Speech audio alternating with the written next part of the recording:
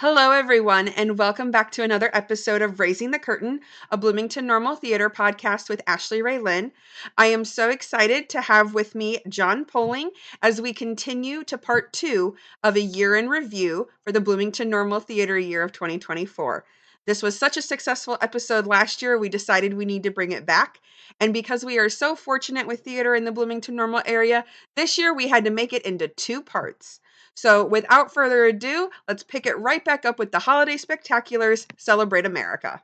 I can't remember if this was the first year or if last year was the first year where they actually moved it indoors. I believe this year was the first year. Okay, because I didn't see it last year. So I couldn't remember when that change happened. I'm sure the cast appreciated being in an air-conditioned space in July, because I've done that show a couple times, and let me tell you, Miller Park, July humidity, it's a pit dripper. It's not. Yeah. And especially because like the men are usually in at least, and so I might be getting Celebrate America and Holiday Spec mixed up a little bit with the costumes, but if I'm remembering correctly, there's usually like white with like blue and red vests. Yeah, white tuxes. Yeah. Then the girls have the ball gowns. Yep. So I had every intention to audition for that this year just because I really wanted to wear a blue ball gown, but I completely missed the audition dates. So I will have to just keep a better lookout for that next year. Yeah, I could be wrong, but I think it's usually around Memorial Day is when I think you are correct. So I probably just overlooked it. So all right, let's move back to Shakespeare Festival with everyone's favorite, Macbeth. I liked it. They had, it's kind of interesting. They had it cast. I don't know the story of what happened, but they had the role of Macbeth cast with a different actor, and something happened, and he wasn't in it. And so the guy that played Macbeth was great, but I just kept wondering, like, well, what would it have been like, if with the other? I didn't know that. Yeah. Because I thought the guy who, I don't have my program anymore. If not, I'd pull it up. Well, I do have my program, but it was like such a deal that it was like an insert or something where they had to put the new person. Oh, yeah, I do still have it here.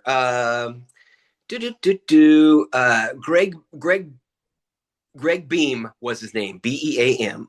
Oh, yeah. Played him. Yeah. So ended up playing him. Yeah.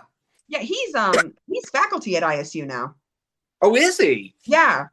Was he actually from Champaign or something? Something like that. Yeah. I'm pretty sure he is like the new voice and movement teacher, if I'm recalling correctly. Okay. Hang on, I'm fact checking myself real quick because I don't want to. Well, no, in this it says Beam is on the faculty of the School of Theater, Dance, and Film at Illinois State University. So yeah. Okay. So I'm like, I know I knew his name outside of the program. Yeah. But I guess I don't remember it being that he was who did it and not the, I don't remember that. Well, really slipped in my mind and he was good. But and that was directed, Macbeth was directed by Corey Allen, I think. Corey Allen. Yeah, who's directed that. So well done, Corey. Well done, Corey. No, Macbeth was great. Don't sleep on Macbeth, people. John, do you believe in the whole superstition behind it? I don't, but I get it. Right. I was debating if I was gonna say it on the podcast or not. It didn't even occur like not to say it. But oops, I'm sorry if I ruined it. Right? No. You're fine. But I was like, you know what? We're talking about it in like a review sense and not in like a whatever. Not in a thing that can get us in trouble with bad luck sense. Right, exactly. No. All right, let's move on to the other summer show. We had Mary Poppins at Community Players Theater. Basically, if you know Ashleigh, you know Mary Poppins is the reason why she does theater and why she has a tattoo of Dick Van Dyke. So I was the dramaturg for Mary Poppins, actually. And CPT isn't really known for having dramaturgs. I think it's just dependent on the director and the content and history of the show, I suppose. But John, what were your thoughts on it? My thoughts are, I'm embarrassed to say I did not see it. So okay, I guess I'll talk about it. Please go on. No, that's okay. So, the title characters of Mary and Bert were played by Jessa. Sorry, she recently got married. Jessa Benson. Kendrick or Benson, and then Parker Doherty played Mary and Bert. There was an understudy performance where Mary was played by Megan McDillon and Bert was played by Thomas Toohill. None of those names are strangers to community players of stage. This was the directing debut at CPT for Erica O'Neill, who you have seen on stage, produce, stuff like that before. One thing that I don't want to say hindered the production, but one thing that CPT really had to think about is they don't have a fly system. Nope. So Mary's got to fly. We can't fly Mary. So I know that there were different things going back and forth of like, because you can rent fly systems, but CPT has kind of an old stage. We were worried about the weight being dispersed on it. And also, we didn't want to hinder the casting of whoever was Mary because there is a weight limit, right? Right. We didn't want to, I know Erica didn't want to have that factor into her casting choices. But I mean, it was a very strong ensemble group of people, lots of new faces, lots of familiar faces. The flying element was tackled by, you can't see me do air quotes, but smoke and mirrors and lights. Dan Virtue, the lighting designer, was able to do some really cool lighting effects with new moving lights that he's acquired. Alex Lovell was the choreographer. Step in Time, iconic number that everybody knows. And as someone who loves Mary Poppins, who has a unhealthy obsession with Dick Van Dyke, I have to really shout out Parker because he portrayed the role of Bert beautifully. And he really, I'm going to start crying. Oh my God.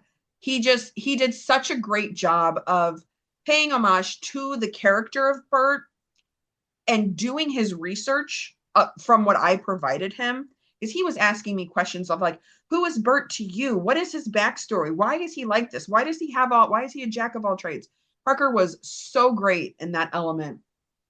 And I just think he did a really beautiful job of portraying not only Bert, but, making me happy with Dick Van Dyke, Well done, Parker. Well done, Jessa.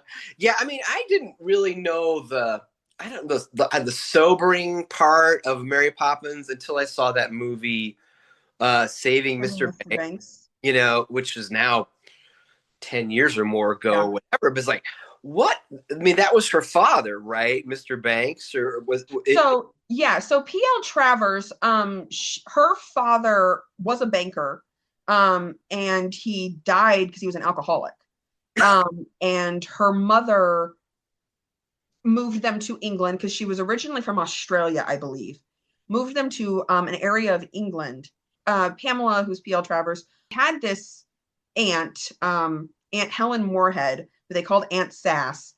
And Mary, she never blatantly said that Mary is based on this aunt, but the statuesqueness and the mannerisms and all of that captivated children was kind of what inspired Mary. But yeah, it took, I don't want to misquote, but it took a long time for Disney to get the rights from P.L. Travers. And he actually wanted to create the film for his daughters who loved the books. Now, if you haven't read the books for Mary Poppins, they are a lot darker than the movie. They are significantly darker. And there's actually 5 Banks children. Oh, wow. But the movie and the musical only focus on Jane and Michael. Yeah. Anyway, I can talk about Mary Poppins till I'm blue in the face, but I mean, it's an adorable show, and I know it sold really well at Players. I was going to say, practically sold out every performance. Yeah, almost every performance was sold out, even the understudy performance. And let me just tell you, like, I praise Jessa and Parker, but even Megan and Thomas, they played Mary and Bert so differently than Jessa and Parker, but it still worked.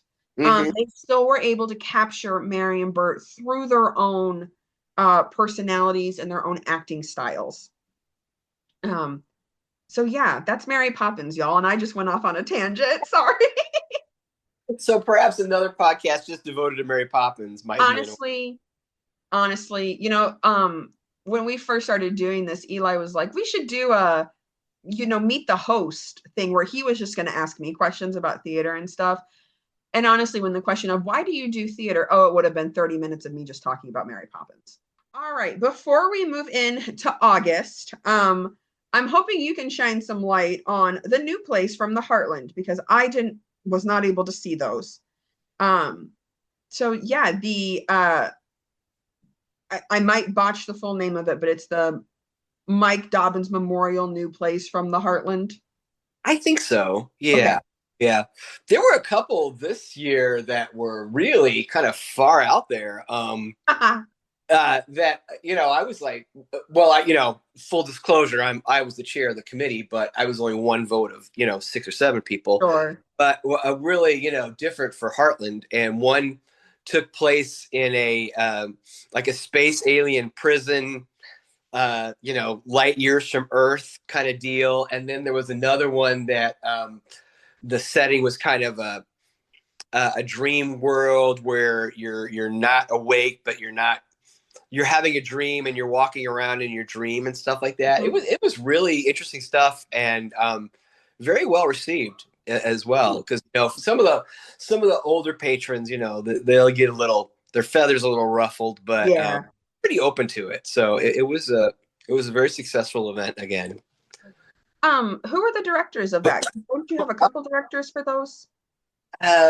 Natasha Warlow, Douglas Malcolm, and Tabitha, and I can't think of Tabitha's last name. But those are the 3 directors. Perfect. Yeah.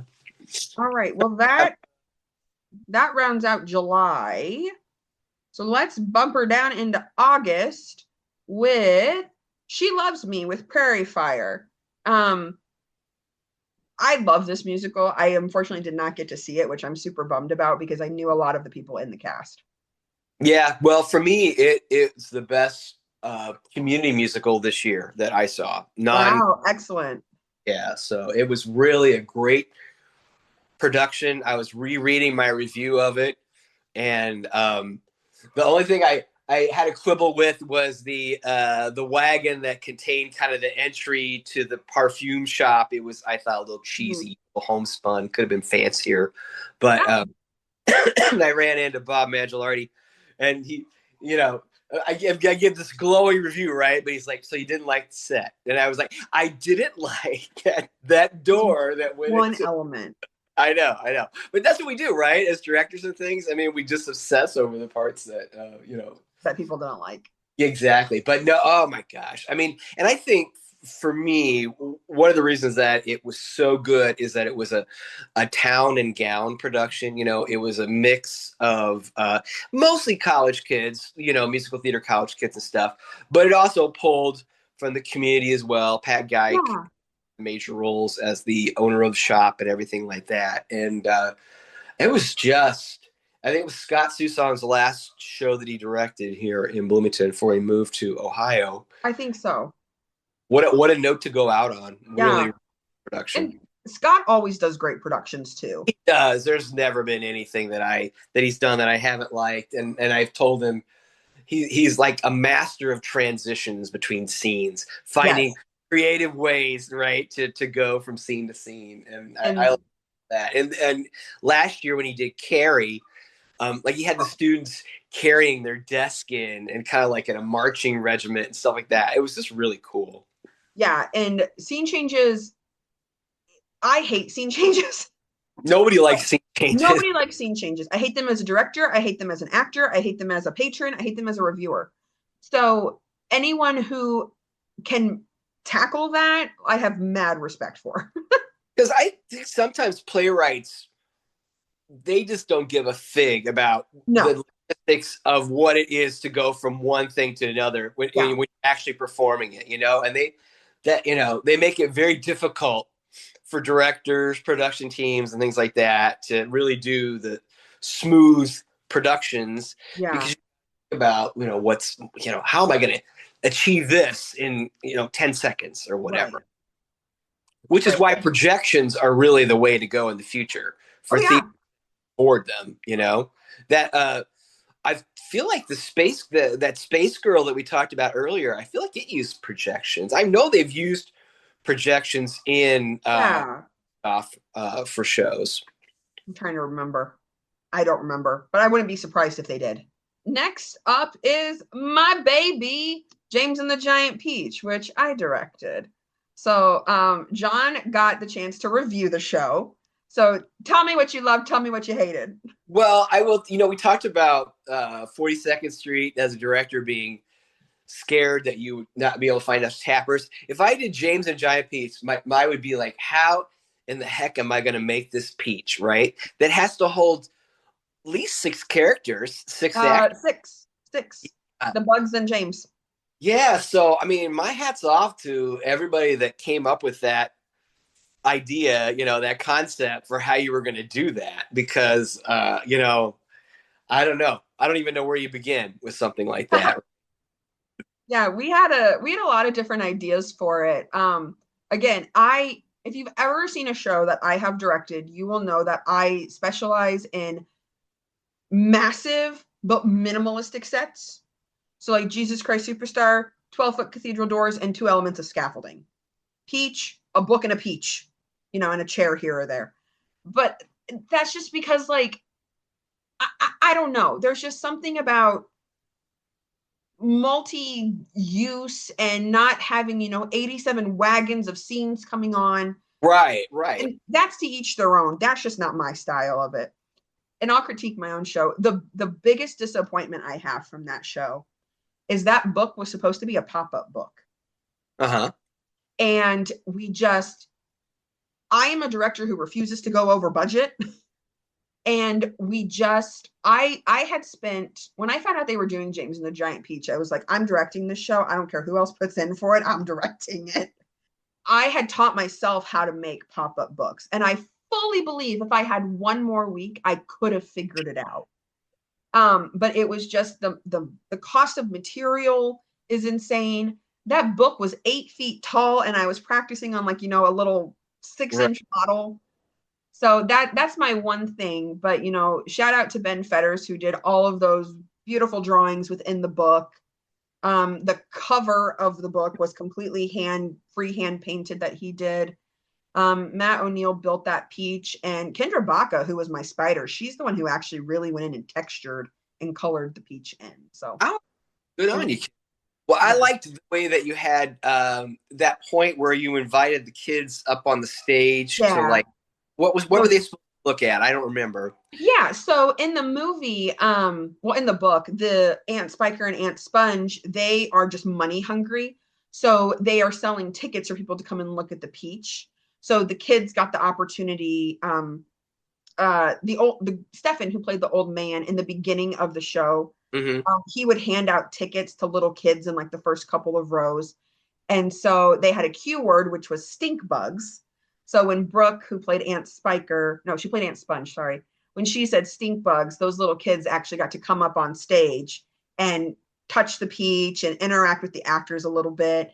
And Daniel Johnson, who played the security guard cop, would just usher them back down to their seats. It was a little bit of trial and error because, kids got excited. Kids came up, didn't have tickets. The very first night we tried it, I think we held it for 5-10 minutes longer than what I wanted to. So we kept working through, and we're like, maybe don't give out 20 tickets, maybe give out 10.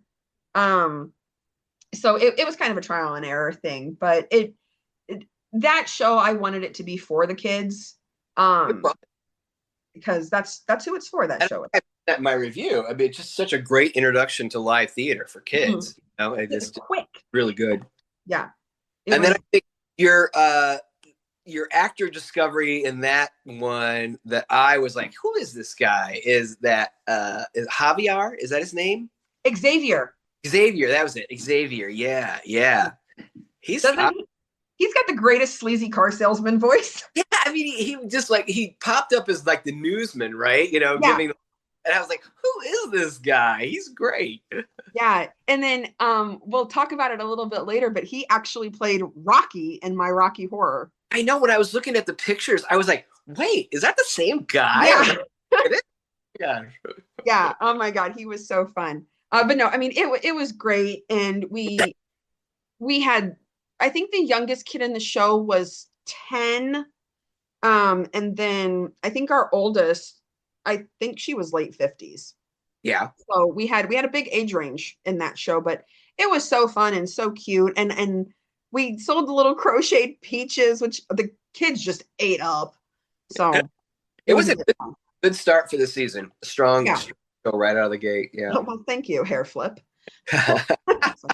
All right, enough about me. Let's move back to September with the minutes at Heartland. I'm blanking on who directed that show.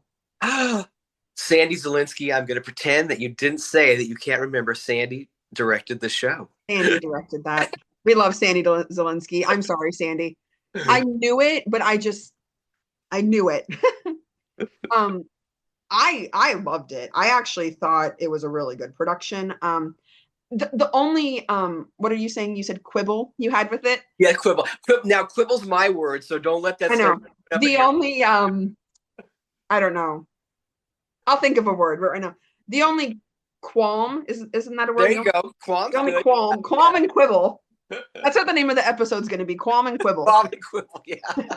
The only qualm I had with the show is, and I think it was just the seat that I was in, is the middle section, house left. I was the seat on the very end on the floor in the middle, and that's right where they had the water station. For like where like the council members could get cookies and water and stuff. Oh yeah. For the meeting. Yeah. And I had sightline issues. So, and I mean, in Heartland space, that's gonna happen for some shows. Yeah. But that was really my only complaint, if you will. Was I just had some sightline issues with my particular seat.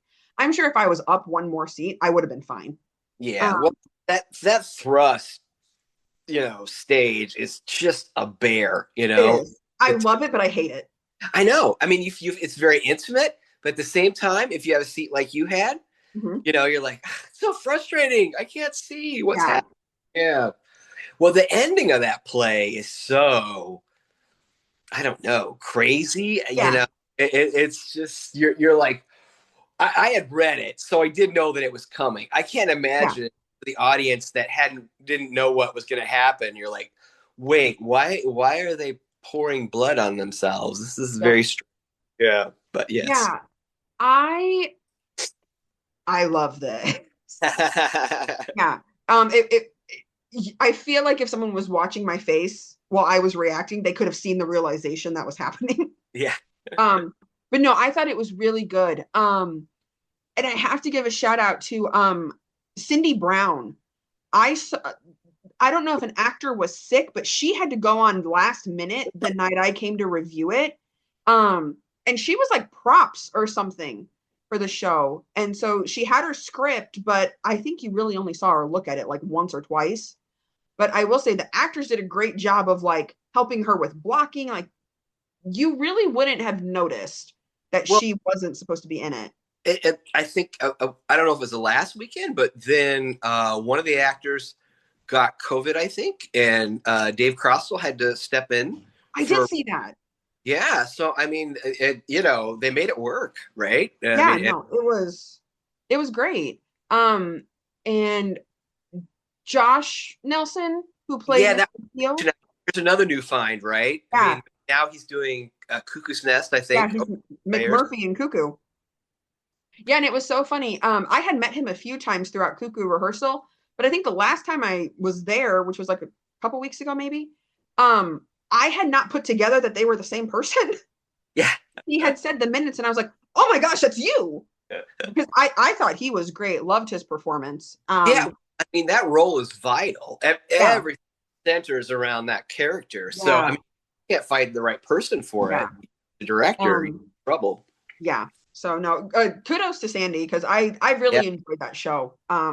It's nothing like, I don't want to say it was something new for Heartland, but it seemed very different than what Heartland normally does, if that makes any sense. Well, yeah, and I mean, I love Tracy Letts' stuff. So, and anytime you say it's a Tracy Letts play, I'm like, okay, I'll go see it. Doesn't matter, but I'll go see it.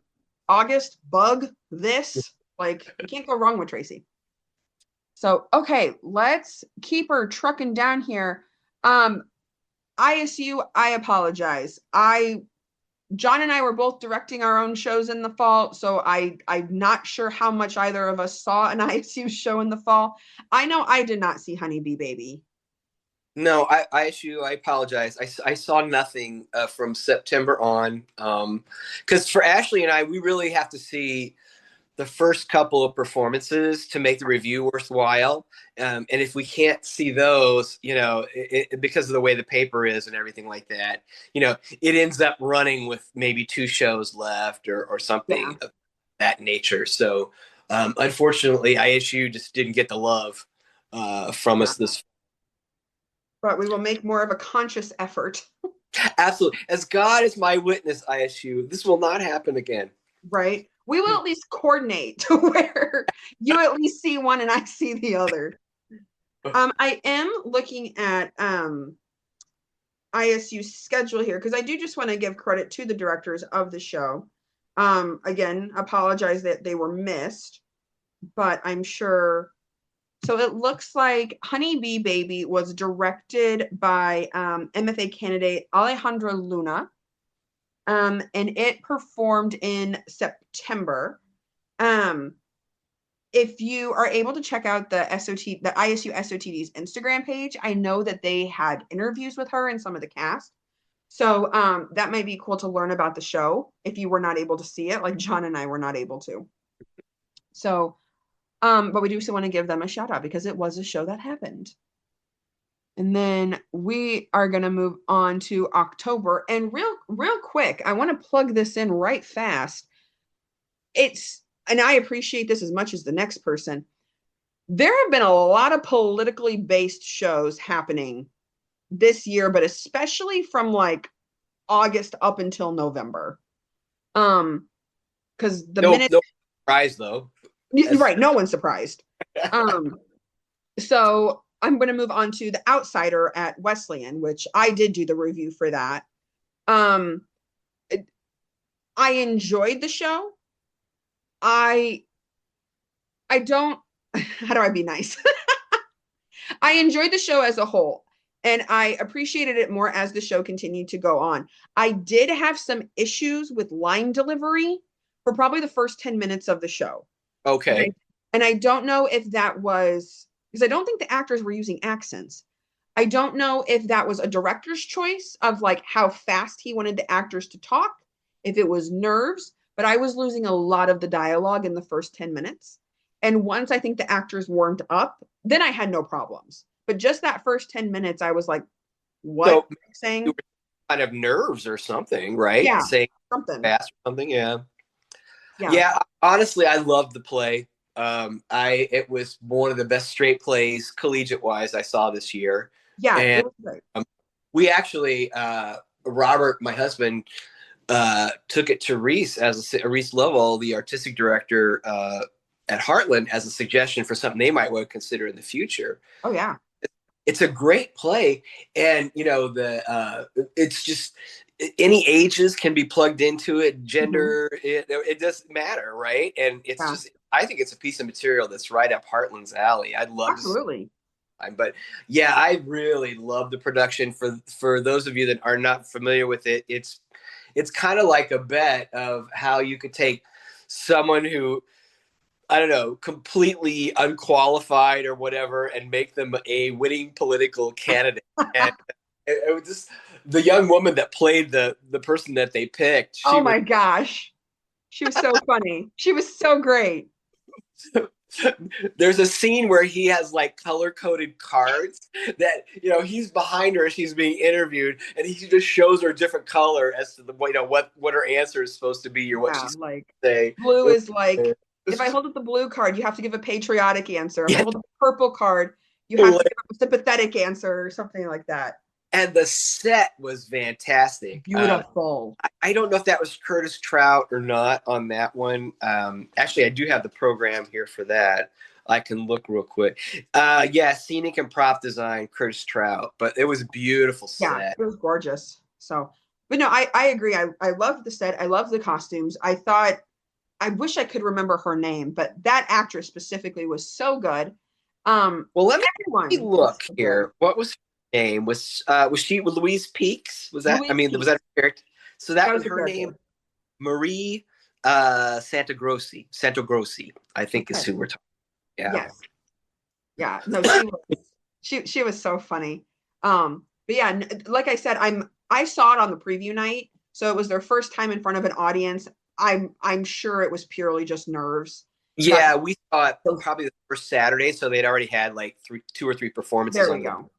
So, but yeah, that was my only qualm with it. All right, keep your qualms, and I'll keep my quibbles. There we go. Okay. All right, and then next up is again Medea at ISU, which was directed by John McCall, who I said we referenced back up with Space Girls. I saw the photos of this show through like ISU's Flickr page, and the scenic and the costuming and the lighting all looked gorgeous. Yeah. Like it looked very visually and aesthetically pleasing. And they did it in the big space, didn't they? They did it in the CPA.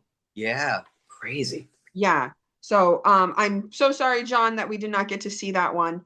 But and I apologize to John again. I think I apologized to him last year too. But when I did the review of Frankenstein, I put his name as Jim McCall in there. I think the paragraph ran a correction, but I do apologize. I don't know where my head was at. Like John. We've talked about a lot of Johns on this podcast. We do. Oh my goodness. Okay. Next is going to be the Cemetery Walk, which John, I believe you wrote for. Yes, I wrote Nathan Geik's guy, and his name was June Crandall, June. He was a man, but his name was June. And he was a man, but his name was June. yeah. That's how I started out like that. And I said, I don't know why my parents named me June. I wasn't even born in June. I was born in December. But it was a good final cemetery walk. It's sad to see it go. But if it had to go out, I went out on a high note, and I think it was the 35th year. I think maybe I think it was the 35th. Yeah. 30th, yeah, maybe. So yeah, strong cast, strong characters, strong writing. Yeah. Kudos to Dave Crostle and Susie Thetard and everybody that's involved with it, was involved with it, and Candace, of course, as well, from McLean County Historical Museum. Next, we've got The Other America, which was a staged reading, I believe, which was also directed by Alejandro Luna for Coalescence Theater. And it was a staged reading that happened at the Art Studio. And I think it just had 2 performances, if I recall correctly. John, I know you mentioned that you didn't have a chance to see this one. No, I did not. Okay. So I did not either.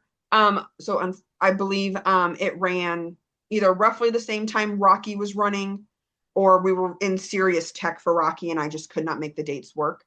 But this was a staged reading, which we don't, other than The New Place from the Heartland, we don't really see too many staged readings. No, not in the Bloomington area.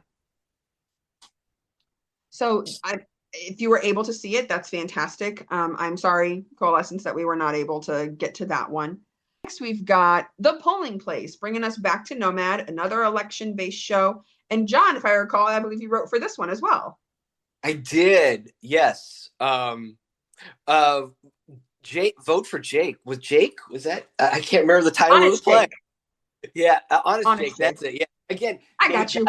Who apparently is turning into my muse for my writing these days. Yeah. But, I really give Connie and Kristen and their board credit, not only for, doing the plays and everything, but just the way they're creatively staging it. And then they're coming up with like, well, do you want VIP seating? Because then you can get, good seats and cupcakes and things with that. And all ideas, that they're doing that are really, innovative and creative. So well done. Can you kind of talk about the experience of the show a little bit? Again, I was in tech for Rocky, so I was not able to see it. Yeah, I mean, I think it was 8 plays again, something around that amount. And the only stipulation there was they needed to take place at the polling place. So some of them were kind of like lines where people would be waiting to vote and having a conversation and that kind of thing. And mine was that the main character was soliciting out. Maybe that sounds wrong, but he was basically trying to get votes outside the polling place, which is not legal to do that, right? But this honest Jake is so naive; he had no idea that he wasn't supposed to do something like that. But there was a one that stood out to me was Dara, and I want to say Rich Tenaglia. Yeah. I And interviewed them for the episode. yeah, and I think it was like the setting was the 2008 election. They were in line, for the first time Barack Obama was running. I think that was it. Yeah, that sounds right. But it was a really nice play and just sticks out in my mind as a really good one. Yeah. Awesome.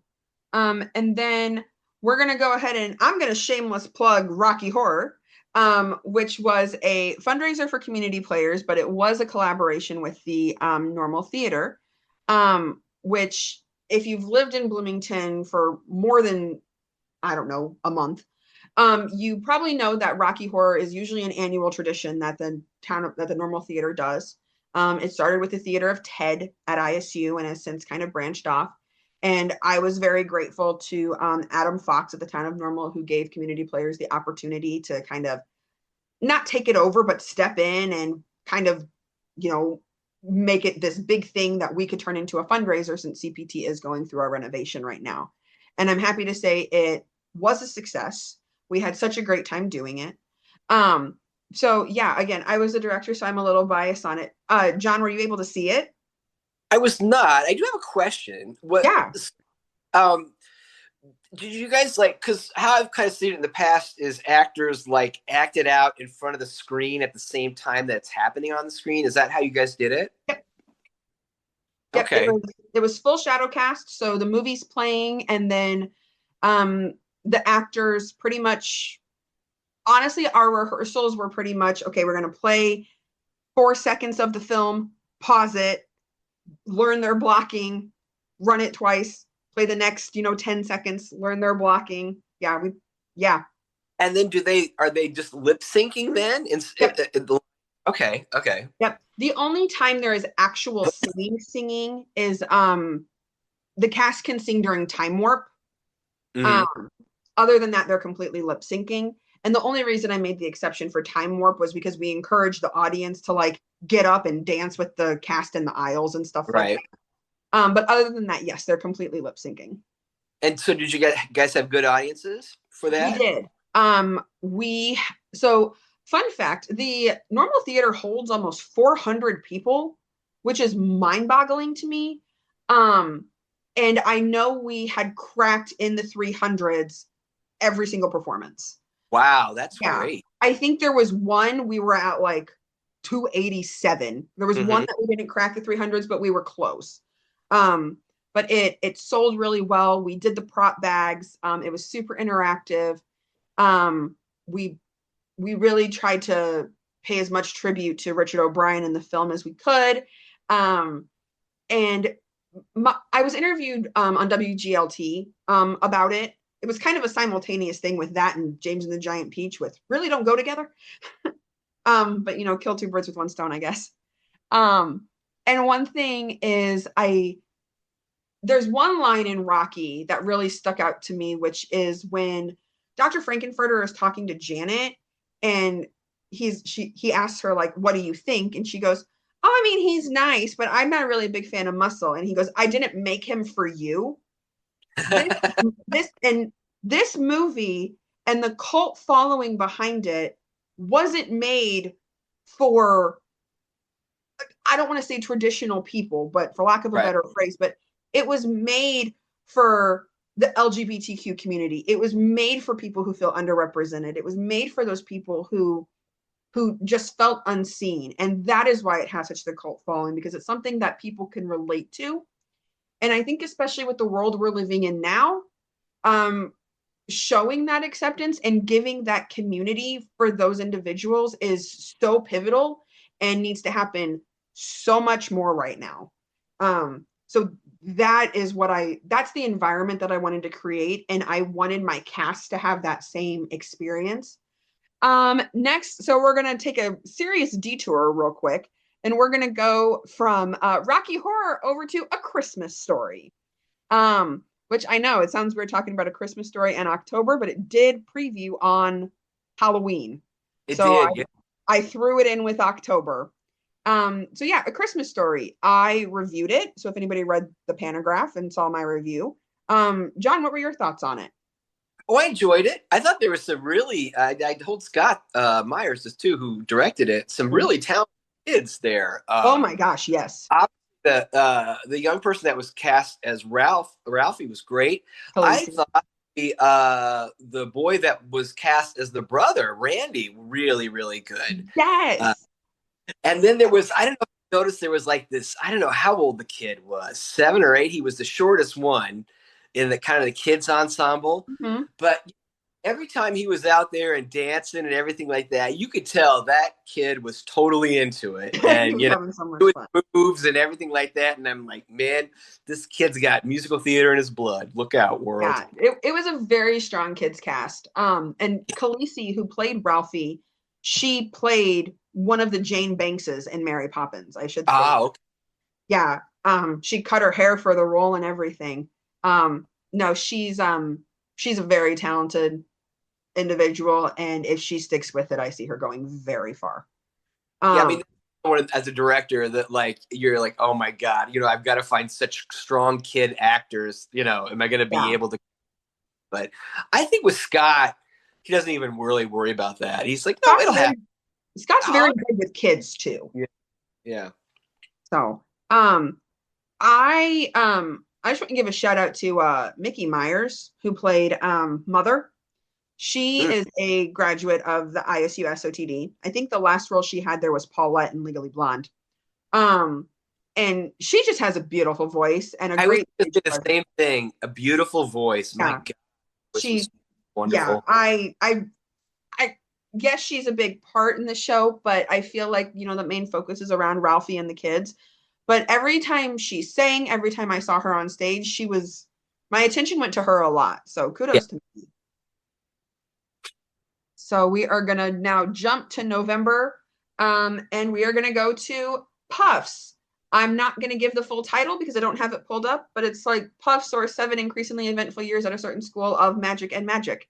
Oh, maybe I do know it.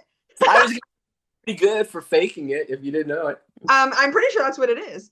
So Puffs, which happened at ISU, I believe this was directed by MFA candidate Emily Grimani. I'm sorry if I mispronounced that, Emily. But let me just double check real quick. But I believe that's who it was directed by.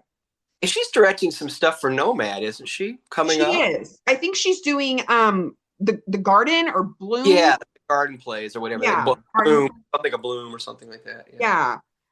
She's directing there as well. So I mean, I'm more than happy to give the synopsis of Puffs. I worked on it when CPT did it, but it's basically about a certain school of magic over the course of 7 years from the perspective of the Puffs, which you can probably figure out what house that is.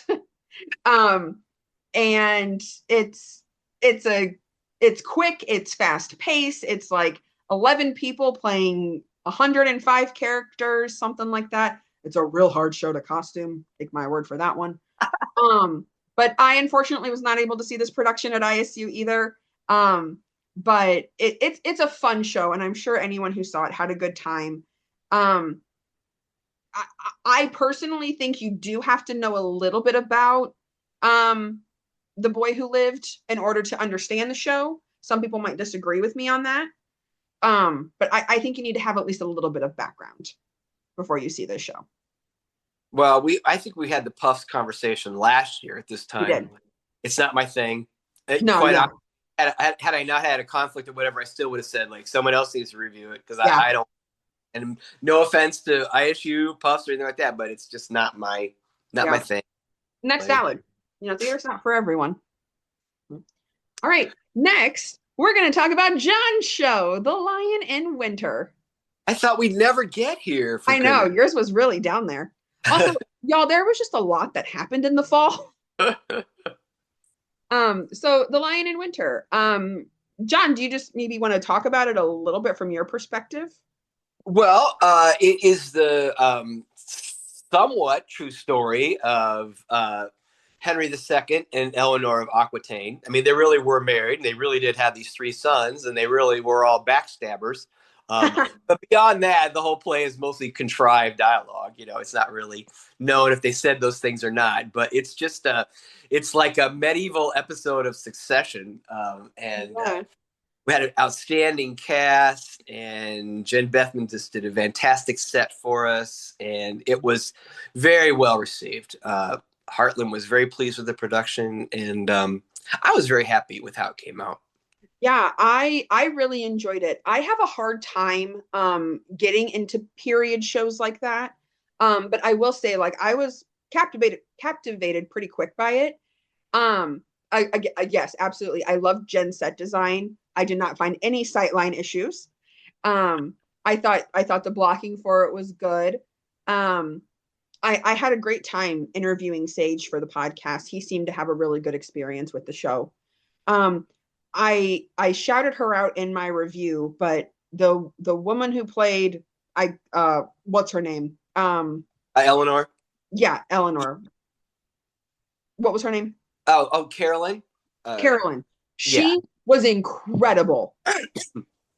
Like the whole cast was brilliant. She blew me away. The actresses and actors for Henry and Eleanor, it was like this is a bucket list role for them, right? So it was casting those. We talk about you get so many people and how hard it is to cast and everything like that. That was definitely one of those, one of those things for me, right? Because there were so many great actresses that could have been cast as Eleanor for sure. Yeah. But yeah, she blew me away. I thought she was so good. And also the middle boy. Oh God. What Kyle Redmond's probably who you're talking about. I can't think of the name not now. Sage, not the younger boy, the middle one. Yes. Yeah. He's conniving, and I just loved his character. Yeah, he seemed to get the guy from the very beginning, right? He knew Jeffrey was the character's name. Yeah. Yes, thank you. He knew Jeffrey. He knew who he was, right? Yeah. No, it was like a Central Illinois cast. We had 2 Peoria actors, Kyle, and then Charlie Brown was Henry in it, and then Carolyn Cottis came from Champaign. So we had people driving a distance because they're like, I want to do play, I want to. So yeah. Well, and I remember when Heartland announced it, I was talking to a couple people, and they're like, "Oh my God, that show's so good!" I had never heard of it. And so, but no, I really enjoyed it. I enjoyed writing the review for it. Probably the play would have died, a fairly quick death, except then in '68 it got made into a movie with Peter O'Toole and Katharine Hepburn, and then Katharine Hepburn ended up winning an Oscar for it.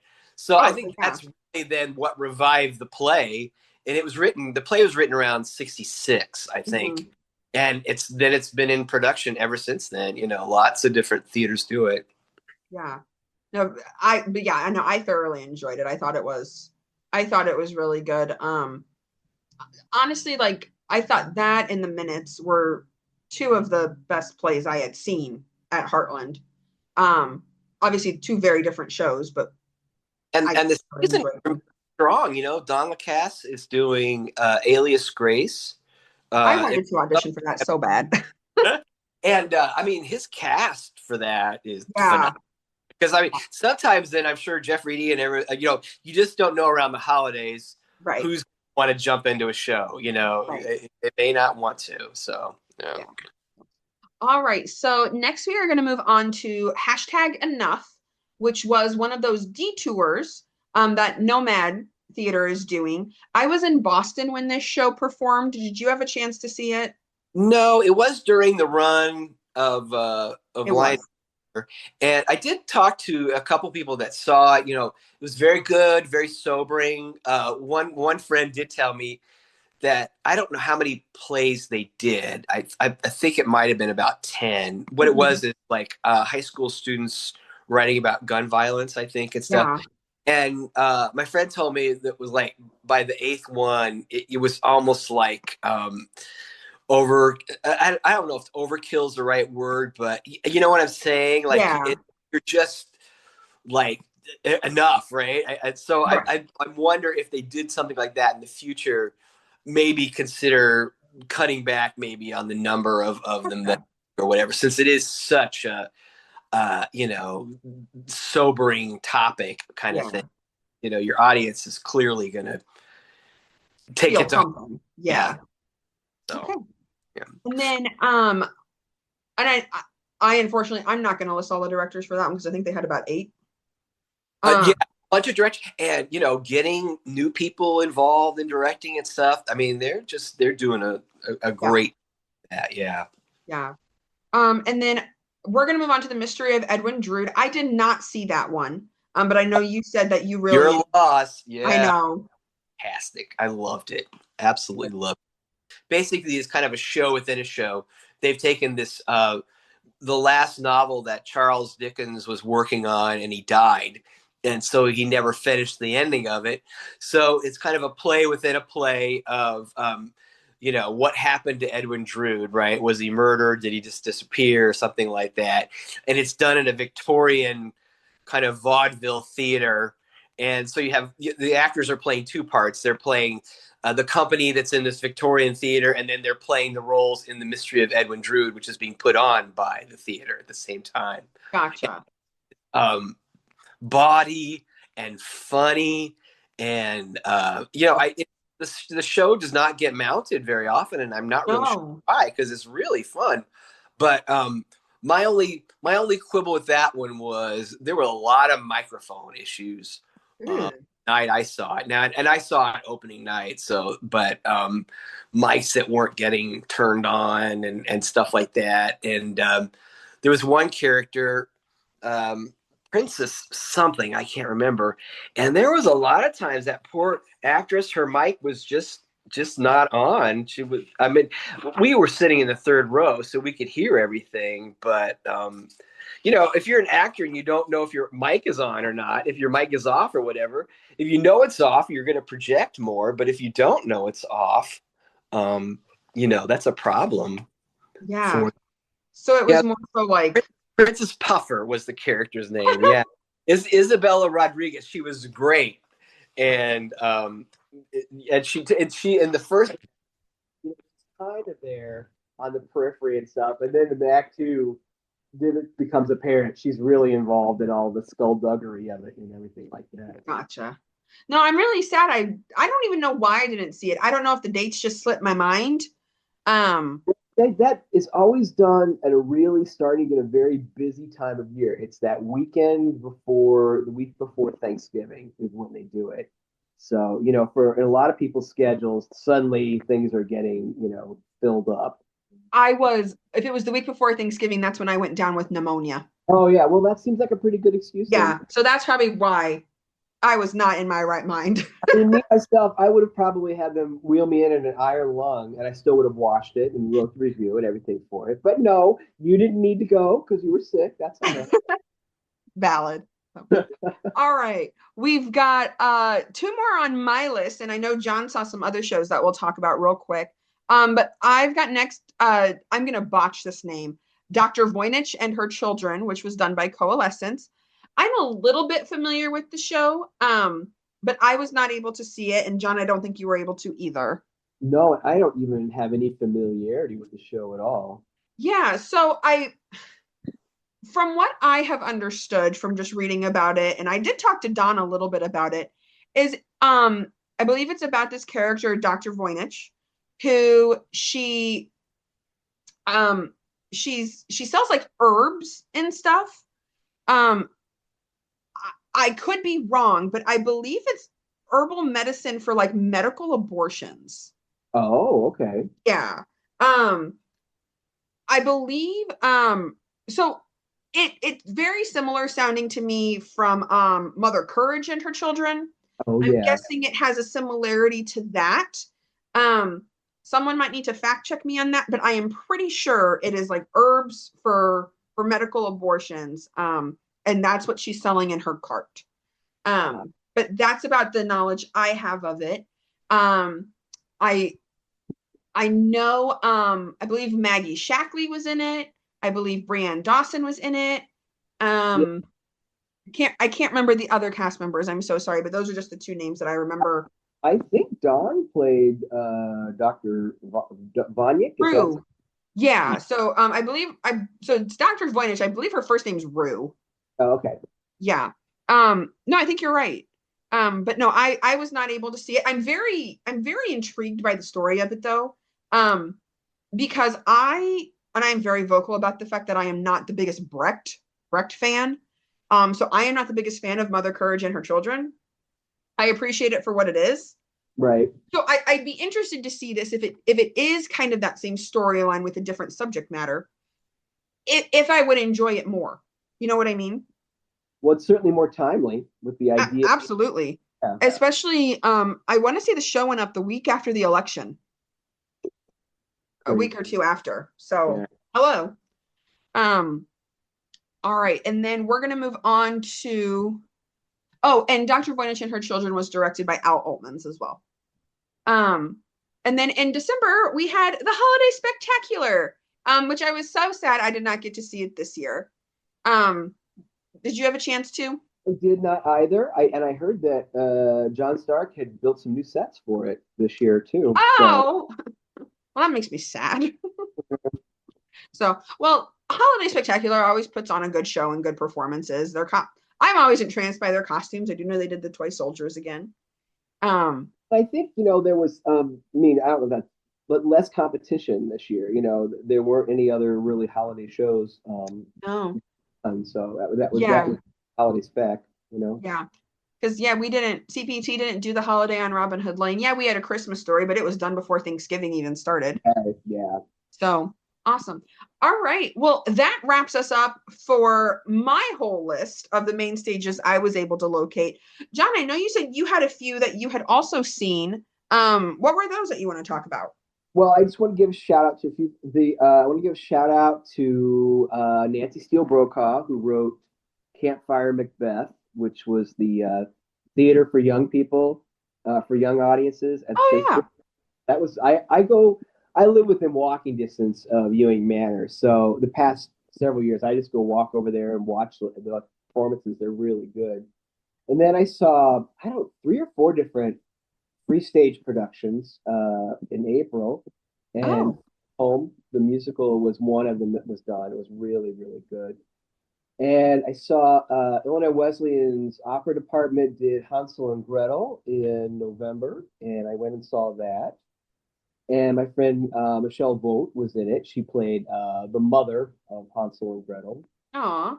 And then I saw a really good play that was a lab show at Wesleyan in March, and it was called The Effect. And I apologize to the student who directed it. He did a great job. His first name's Cameron, but I don't remember what his last name was. But it was shown to the public, but because of Young Frankenstein, all the dates conflicted. And so I asked Mina Rodriguez Williams if she could talk to them about if I could come in and see a dress rehearsal of it. Yeah. And they let me do that. And oh, it was really, really a great play and just well directed. One of the best straight plays I saw this year. Awesome. So it is, I pulled up their Instagram because I wanted to see if I could find the director's name. I'm not shooting the director's name, but it's The Effect by Lucy Preble. Yeah, Lucy, that's her first name. Yeah. Yeah. I can't find who the director was. But well, Preble Cameron. And his first name's Cameron. And if Mina's listening to this, I'm sure she'll be like, "Oh yeah, that's Cam so and so." But I found it. It's Cameron Rojas Schooneman. All right. Well, see, now I can be forgiven for not remembering. That's Yeah. coming. All right, John. So I know we kind of mentioned as we were going through, but um, what was your favorite play and musical you saw this year? Okay. So my last year I gave you community wise and college wise, Yeah. right? So for community wise, it was She Loves Me was my favorite musical, Mm-hmm. and college wise, it was The Mystery of Edwin Drood was my favorite musical. So. Perfect. I would say my favorite musical, college-wise, was The Scarlet Pimpernel. Yeah, I mean, it would be a close second for me. Yeah. So. And of course, I didn't see Edwin Drood, so I'm not sure. I might change my mind. And community-wise, My favorite straight play was 12 Angry Jurors. mm-hmm. And musical, what? Oh no, I sorry, I got mixed up. So, oh wait, no, we're doing straight plays. Okay, so 12 Angry Jurors, and then for collegiate, it was The Outsider. Oh, perfect. I would probably definitely agree with you on The Outsider. And then I think for me, the play would probably be The Minutes, honestly. Even though I had that little sightline issue. Wow, that's very forgiving. Yeah, it was still really good. Yours would probably be a close second though. Well, I put mine as second for me too. So I was like, Right? I feel like I can't pick my own. exactly. Also, this is going to sound so weird. I enjoy directing kid shows. I don't enjoy seeing kid shows. So that's where I like I don't know why that is. But I think it's because I like the teaching element that comes from working with the kids. Right. So yeah, that's what it would be for me. So yeah, the hope is to do this again next year. So John and I will continue to see shows. I'm sure we're both going to continue to review shows. One exciting thing that I was telling John about that I want to introduce everyone to is one thing that I mentioned throughout the podcast is that sometimes the dates just slipped by me, or I missed them, or there was overlap, or something like that. So one thing we are going to start doing with Raising the Curtain is we are going to start doing a quarterly newsletter, which is something you can subscribe to. It'll be sent out once every 3 months. And basically, it's going to be me severely monitoring every theater's social media pages and websites. And you will receive a list of every upcoming audition, every upcoming workshop, every upcoming performance, and anything that the theaters in the area are doing. You will receive that email so you can plan your viewing or auditioning accordingly. All you have to do is you have to visit our link tree, which is going to be linked in the description of this podcast. And you can click on newsletter. All you have to do is subscribe by filling out a Google form with your name and your email, and you will get added to the email list. I asked for some forgiveness on the first January one because it's going to be a really fast turnaround since this is airing on December 31st. So yeah, I'm very excited about that. I'm hoping that it will be a good way to let maybe someone who really only does stuff at Heartland learn about Prairie Fire, learn about stuff for Holiday Spec, learn about stuff for the schools. So everyone can start supporting each other and going to attend every performance that we possibly can. It's like one-stop shopping. You Yeah, get all your in one. So, and we're going to try it. If people hate it and don't want to do it, we'll stop it, but we're going to try it. And I figure, quarterly will be enough to not blow up someone's email. I probably should give a shout out to the upcoming audition workshop. Oh yeah, that I'm a part of.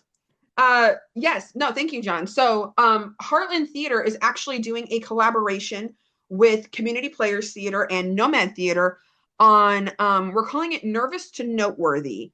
And what we are going to be doing, it consists of Lynn Childers from Heartland Theater, myself and Chris Turvin from Community Players, and Connie Blick and Kristen Monson from Nomad Theater. It is a 2-section workshop. And we are going to basically teach you not only auditioning etiquette, auditioning basics, we're also going to provide you with resources, provide you with introductions to the theater, So same thing, if you really only do stuff at Heartland and you want to learn about CPT and Nomad, come check us out. It's 90 minutes for the first session, 2 hours for the second session, not a super big time commitment. And the nice thing is it's completely free. So make sure you sign up and attend that. So yeah. Anything else we need to plug, John? No, I think we've done suitably well with it. Yeah. Well, thank you, John. I greatly appreciate you, taking this time to come and talk with me. Like I said, this was our most viewed episode last year, so I know people love this, and everyone likes to hear their name being shouted out. Absolutely. And everybody did a great job. I'm sorry we Yeah. couldn't mention everyone, but Yeah. All right, John. Well, have a great rest of your holiday break. All right. Well, Happy New Year to you and Eli, and Happy New Year to all the listeners out there. Yes, it'll be a good time and more theater to come. There you go. All right. Perfect. Thanks, John. Bye-bye. Bye.